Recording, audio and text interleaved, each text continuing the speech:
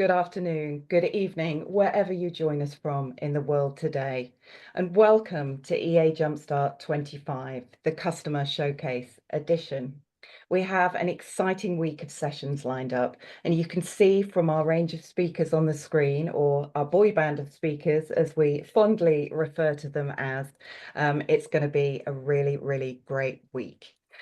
Joining us from all over the globe and from diverse industries, we're thrilled to bring you 5 of our most valued customer stories of EA innovation and success. Learn about their journeys and how they achieved a wide range of successful outcomes, from digital transformation and strategy to execution, through to managing M&A and application portfolio management. So we kick off today with a massive brand. We're so excited to bring to you today Riot Games and their fantastic story that they have to share with us. Before we move into that, I have a few housekeeping points that I do need to run through. Firstly, this session is being recorded and you will receive the recording after the event is complete.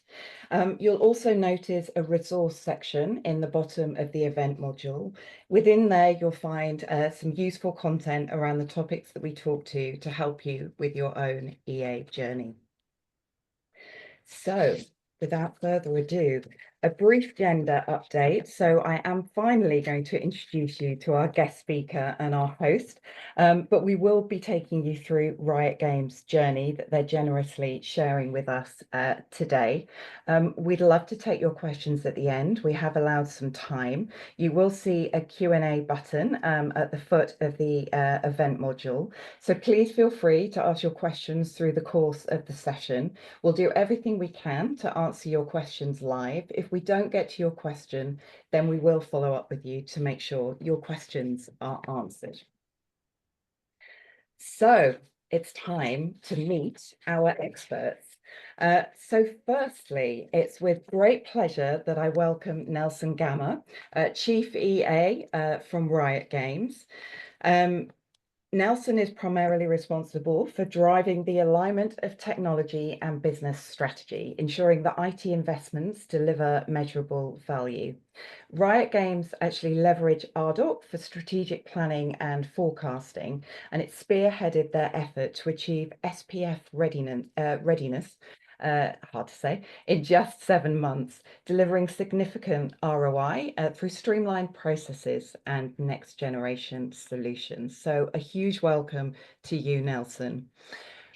Introducing our host of the session, Brandon Wilkins, our very own VP of Customer Management. Brandon has over 20 years experience in helping customers realize value from their enterprise software. He really is that old. Brandon's going to kill me afterwards, from organizations such as Oracle and NetSuite. I know Brandon won't mind me sharing that he's dad of 3 girls, and I know that he's very much looking forward to a testosterone-fueled gaming session next. I am indeed. So, without further ado, before I hand over to you, Brandon, Nelson, there's some incredible stats on the screen at the moment. We'd love it if you gave sort of like a minute, 2 minute sort of overview for any listeners that are dialed in that perhaps don't game, don't know Riot Games. Perhaps give us just a brief overview of who Riot Games are. Absolutely. Good morning. Well, from here, Santa Monica, California. Good morning to all. So Riot Games is our core business is we do games, and the motto is we want to have the players with the best experience. We have some of the most known games in the world: League of Legends, Valorant, Wild Rift, and also a series in the Netflix, a renowned series named Arcane. And so this is basically our world, is to make the others having fun. I love that. That's a great mission. Thank you. That was a great overview. And before I pass to Brandon, I just wanted to thank you, Nelson, because you've actually managed to make me seem quite cool with my teenage son, who absolutely loves League of Legends. So thank you for that. I got mum kudos for that. So with that, I am going to stop talking. I'm going to pass over to you, Brandon and Nelson, to have your fireside chat. Fantastic. Thanks, Beth. Hello, everyone who is joining us today. And Nelson, we're thrilled to have you with us and share your story. We've all earned bonus points today for talking to you and Riot Games. What I really love about this session is that it demonstrates enterprise architecture isn't just for traditional enterprises. Riot Games has demonstrated how game-changing enterprise architecture can transform IT. And in this fast-paced environment that we're in, especially in the competitive world of video game development, there's a lot to learn. So let's dive into our chat and we'll attempt to cover your story in a few different parts. The challenges that you have, the vision of where you want to get to, the results you created, and ultimately some best practice advice and tips for everyone else who's tuned in so they can actually have some takeaways for today that help them in their day to day. So let's start with the challenge. Riot Games is known for its dynamic and fast-paced environment. Nelson, can you paint a picture for everyone tuned in about what the IT landscape looked like before Ardoq? Sure. First of all, I would like to thank Ardoq for this opportunity to share our journey on enterprise architecture at Riot Games using Ardoq. So at Riot, we pride ourselves on being a technology company.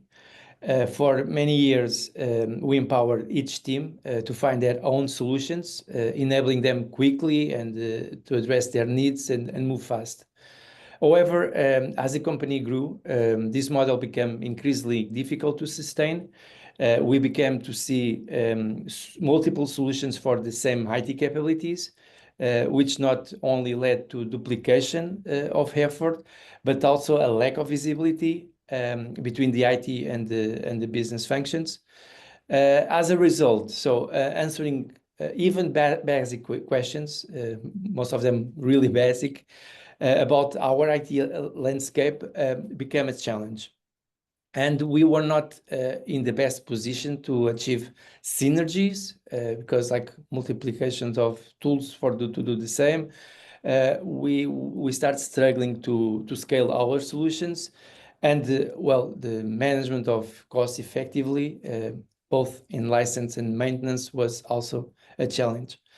Another challenge was that, well, the knowledge is in the people instead of being explicit in the company. We are a company with a high culture, people-driven. And it was common to be told anytime I needed some technical information about a solution to discuss with a particular person who for some reason had knowledge about this particular solution.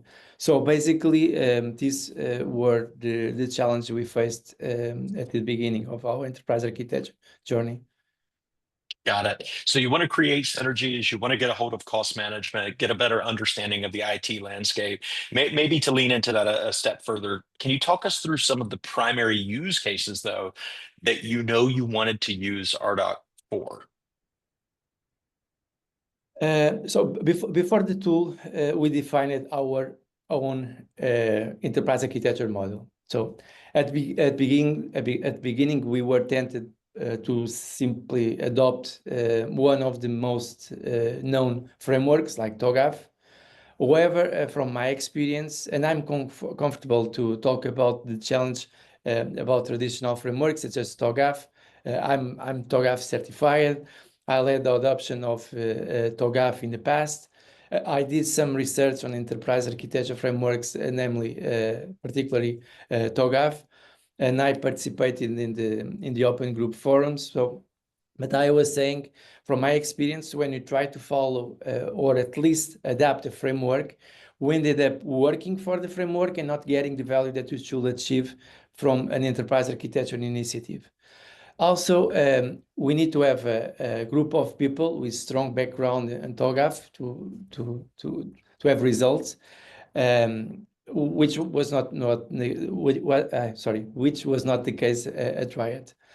Also, because we didn't want to give more work to the people that we were working with, let's say, even more bureaucratic work following the close to 50 steps we have in TOGAF's ADM, the Architecture Development Method.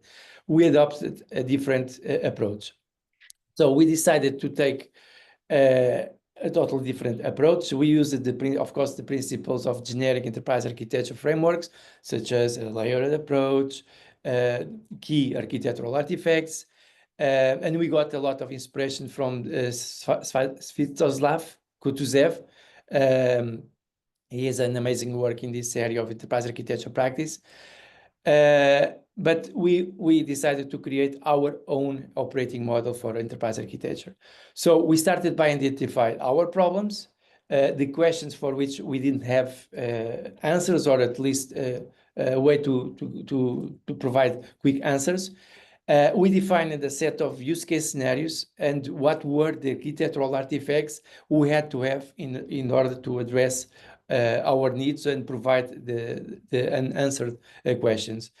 After establishing our enterprise architecture model, we evaluate the tools to support it. And I must admit, Ardoq was already at Riot when I joined 1 year ago. And when I took a closer look, it was a great surprise. So Ardoq provided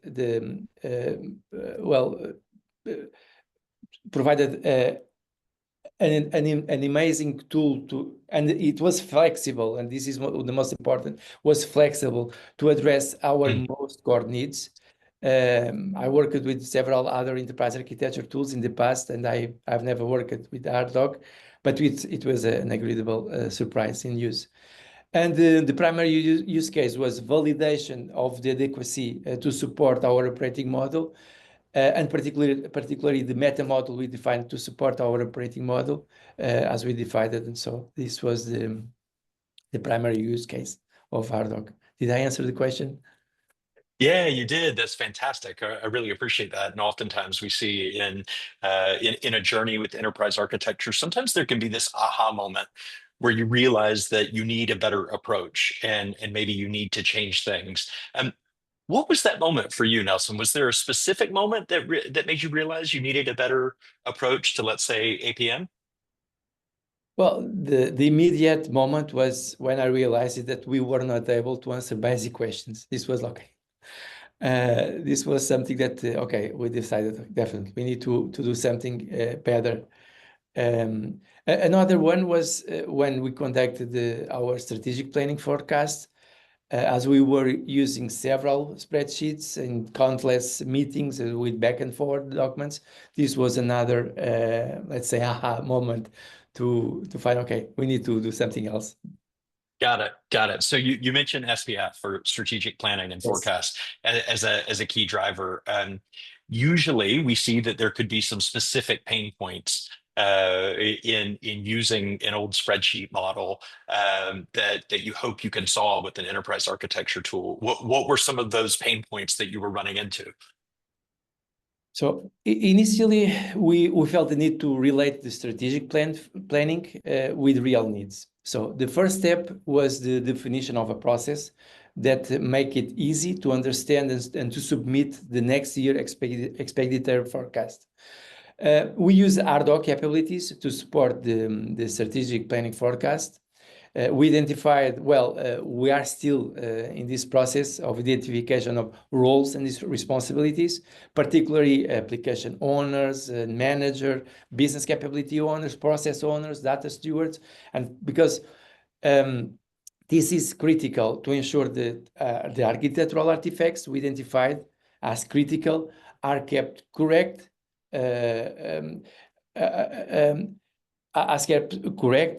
complete, and up to date.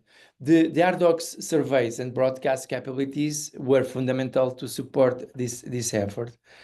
Now, Well, meanwhile, we involved, since last time I talked about our SPF, so we involved a lot. And I would say that our current approach is the strategic planning forecast, but with steroids.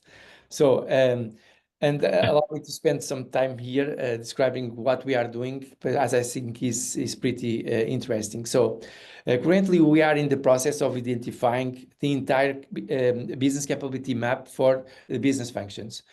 And well, that by itself is nothing particularly new. But by the way, we are using APQC, or we use the APQC as a starting point. And we know that APQC is focused in business processes, but for our level of maturity, and let's say for the level of maturity of the most part of the organizations, it is difficult to discuss business capabilities and processes separately with people without a strong background in the enterprise architecture or a business architecture. So we used a PQC structure as a baseline for the business capabilities instead of starting from the scratch the identification of our business capability map. From this initial baseline, we met with people identified as capability owners, and here we start having the relationship, more close relationship with the business stakeholders. So we identified the capability owners and managers to validate the capabilities, what we do at the end, and particularly what are the enablers. What are the business applications they use to support? What are the information that is created, generated, or changed? The roles, the actors, organizational units that participate, the vendors and business processes. Vendors for us are critical because we want to know what is the impact for the business if an application is running an outage, but we also want to know how dependent are we on a specific vendor, which at the end can be a risk. So business processes, is important to mention that we are only going down on process modeling in the cases we need to understand if we have a problem, that what is causing the problem. If we want to automate, we want to understand the process better instead of moving forward with automation initiatives. So this is only time that we go down in the process modeling. But at the same time, we are identifying business capabilities, is enablers, and this is where we are making the difference. We are assessing the criticality and maturity of these capabilities. So how critical is a particular capability for the overall mission of this capability, for the overall mission of the business function, and the maturity. And for the maturity evaluation, we are considering, do we have the right tools or the right systems? Are we manually copy pasting from one system to the other system where we could have integrations between systems? Do we have the right skills or do we need to improve the training? Do we have the right processes or we need more standardization? So we are assessing maturity. At the same time, we are identifying improvement opportunities. So these improvement opportunities are then compiled in capability deltas, the difference between the current state and the future the desired state.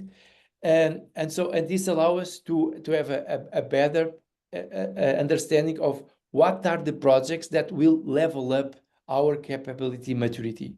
So with the identification of initiatives and projects, knowing the criticality and maturity,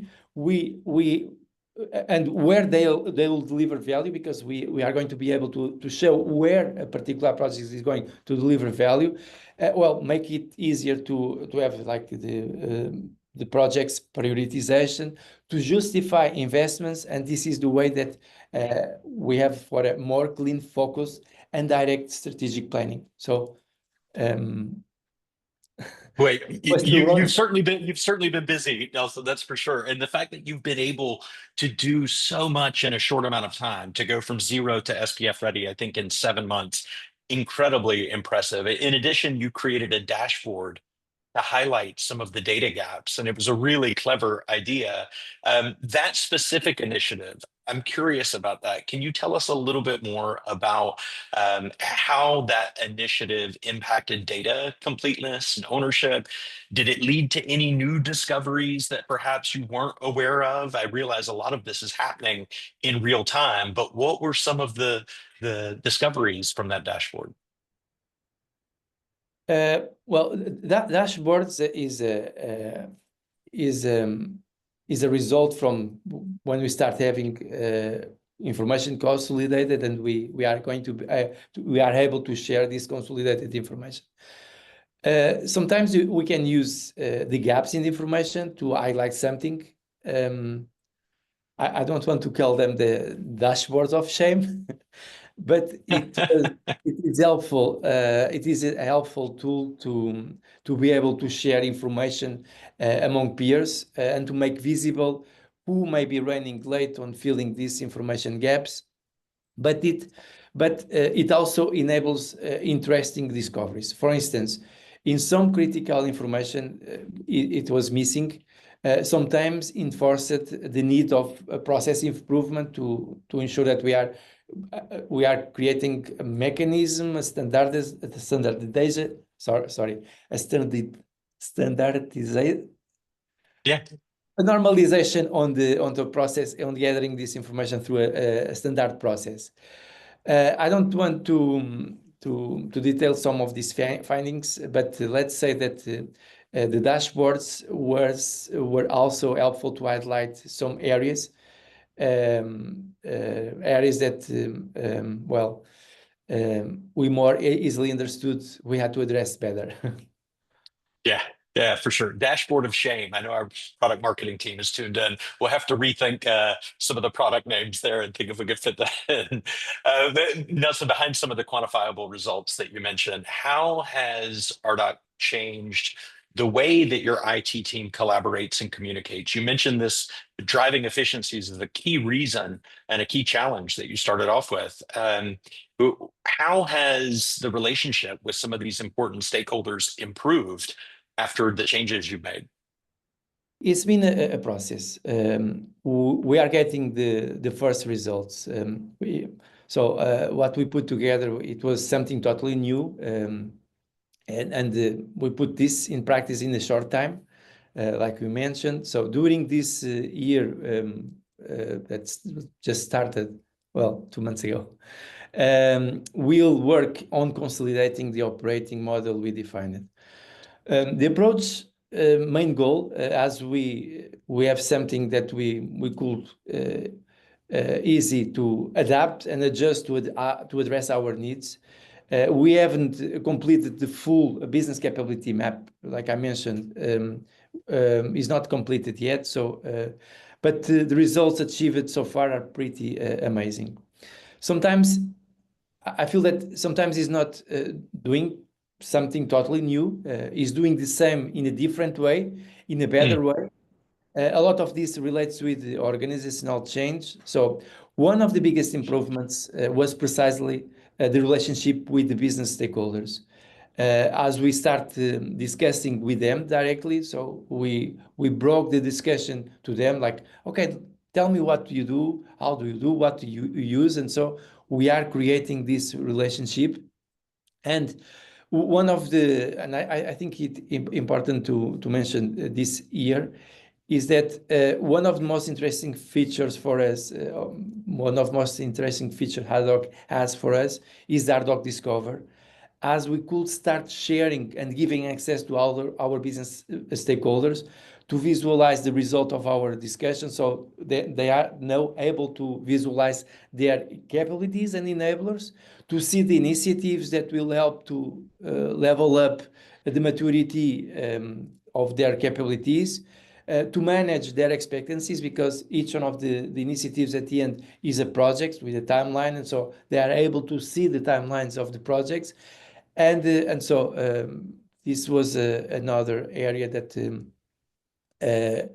we realized, okay, we are working more close to the business, and business is now understand what we are doing to them about the project. So this is an area we are working, because we have most of our teams working, managing the project in Jira. And so we'll be using the out-of-the-box capability Ardoq has, integrating Jira and Ardoq.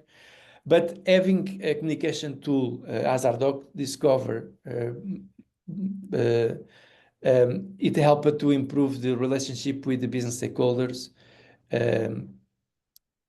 That's great. Discover, improving relationships, it increases visibility, therefore increases adoption and accountability. I think that's really well put. So maybe just last piece here that I wanted some guidance from you on, Nelson. If you want to give everyone who's tuned in some advice or some best practices, what are some of the learnings and best practices you discovered in your own building up of an EA practice that you could offer to others to be able to use Ardoq more effectively?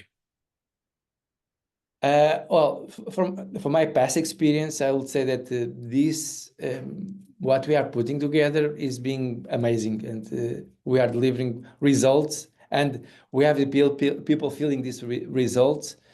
From my experience, is difficult to raise an enterprise architecture, but is perhaps even more challenging to ensure that we keep the information correct, complete, and up to date.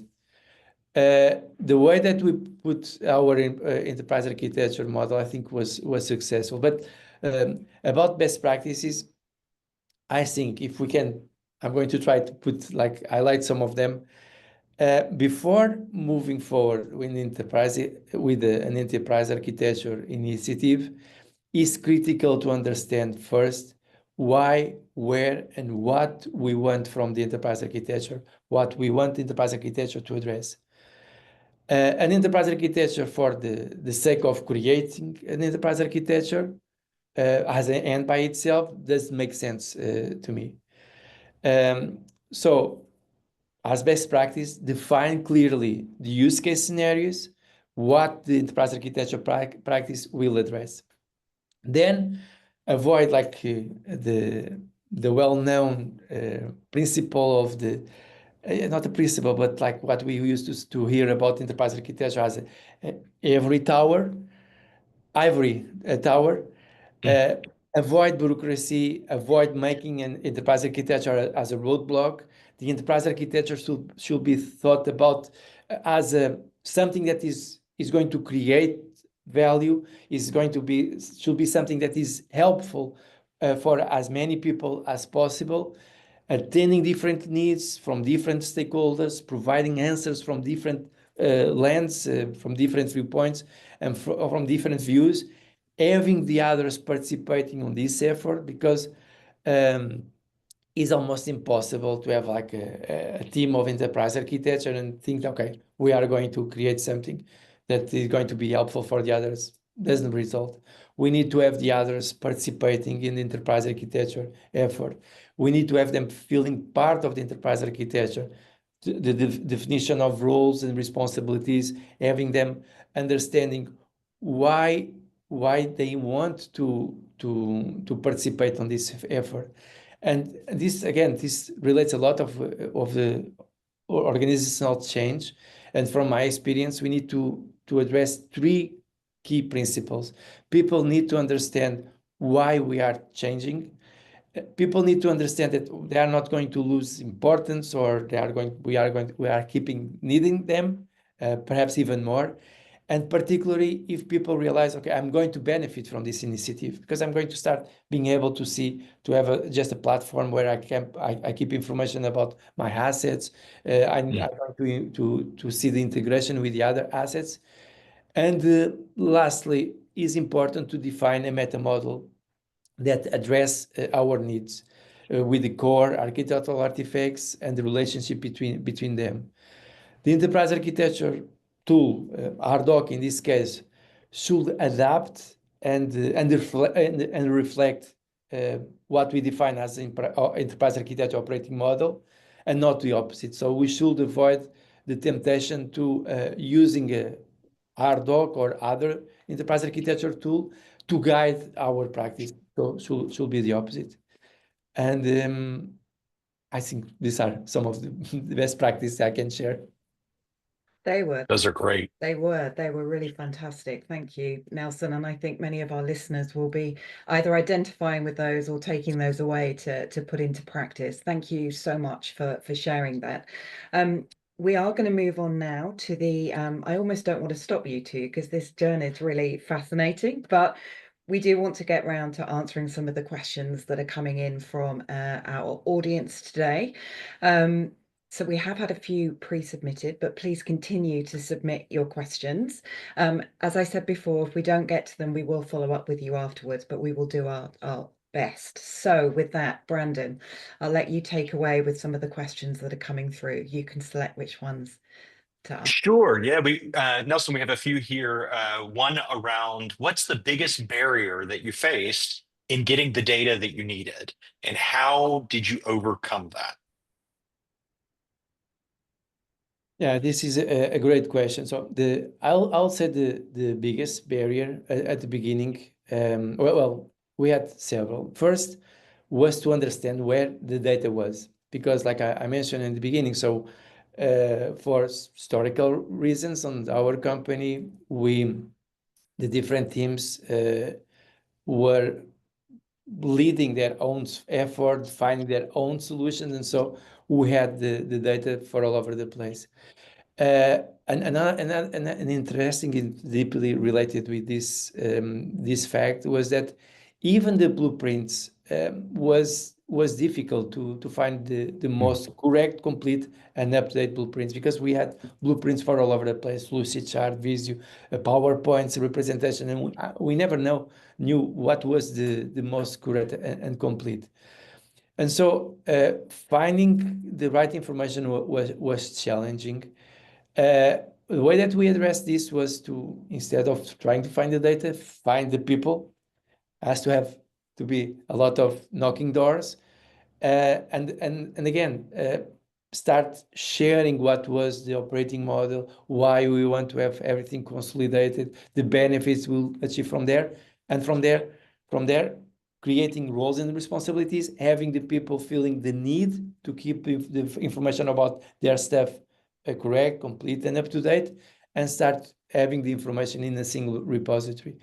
So, but at the beginning was more difficult. Well, it's not 100% then, far from that, but now Right. it's easier because now I think we are gaining the momentum. So it's like a positive snowball. The others are saying, okay, yeah, this is cool. I don't need to ping 2 or 3 people to find the information about an application or an integration. I can go and see who is the person that I should reach out, and so. But was difficult.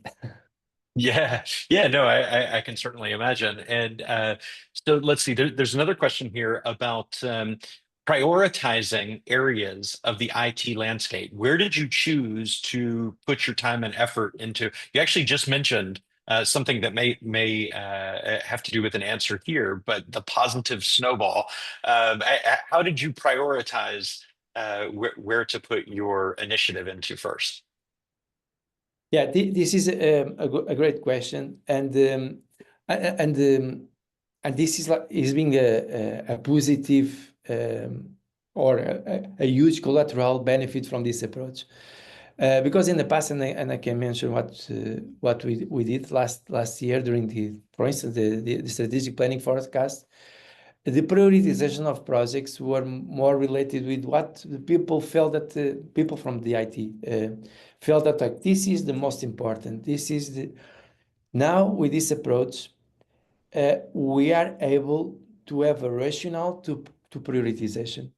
So now we know, okay, what are the most critical and less mature capabilities. So probably everything that relates, all the initiatives that relates with level up this maturity on these critical areas should have a higher priority. Now we have a rationale that, okay, we have like 100 and something initiatives in our backlog, but now we can prioritize them with the rationale.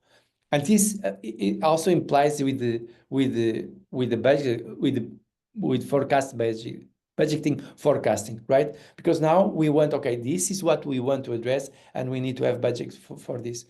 And another area was like at the end of the year, we define our strategic themes, and we had like a bunch of meetings. Okay, these are the projects that are related with these strategic themes. Now we are able to see, okay, where these projects are going to deliver value. We can make it, we made them visible.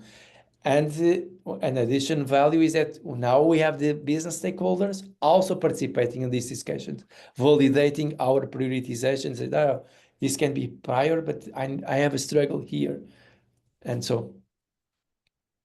Yeah, well, you certainly had your hands full in navigating where to start first. A question that often comes up, and it's come up again here today: how do you build internal champions in enterprise architecture within Riot Games? So, how are you getting? You mentioned Discover earlier, but this question specifically is just asking for others outside of EA. How are you building internal advocacy?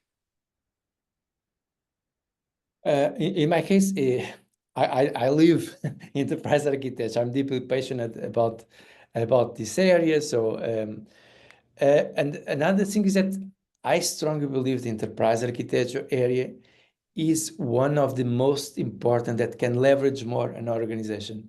Unfortunately, is not the results are far from being like that, and we see like we are studying and researching enterprise architecture frameworks like since ever. We have TOGAF that is in the 10th edition with more than 500 companies working and participating, trying to create a standard. There is no a single company in the world that can say, okay, I'm following TOGAF. And this relates that we need to deeply adapt the enterprise architecture to our organization needs. We need, of course, have someone that has some background in the enterprise architecture, knows what needs to be done. And then this person has to act as champion, trying to bring the others. And the only way that we can't bring the others is if we start delivering something that is valuable for the others and make able them or make possible to have them participating actively. They are participating through, okay, we are defining a role. Of course, we need to have some sponsorship to create roles and responsibilities and people feeling, okay, now I'm responsible for something. But having them participating and see the value of an initiative as enterprise architecture is critical. Otherwise, I've never seen a practice that results from having a huge team of enterprise architecture, because the enterprise architecture requires the participation from all. I like that. Make people part of the participation and bring it to stakeholders as part of the enterprise architecture journey. That's fantastic. Now, it helps if you have to have someone with the negotiation skills, empathizing with the others, like feeling the pain of the others. So is important as well. Sorry, I interrupted you. No, that's great.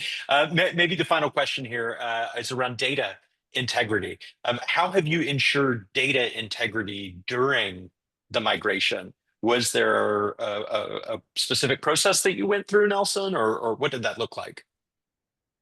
So we try to find as much as possible source of truth for the data. For instance, for vendor, we are not in the right place yet, but our goal is to try to identify sources of truth, systems or repositories that we can be confident the information is correct, complete, and up to date, and using it to integrate with Ardoq. Is the case of the information about rioters. Rioters is people in the riot. We are rioters. Information about rioters, information about organization units, information about vendors, information about business applications. Although that currently the most correct, complete, and up-to-date repository of business applications is Ardoq.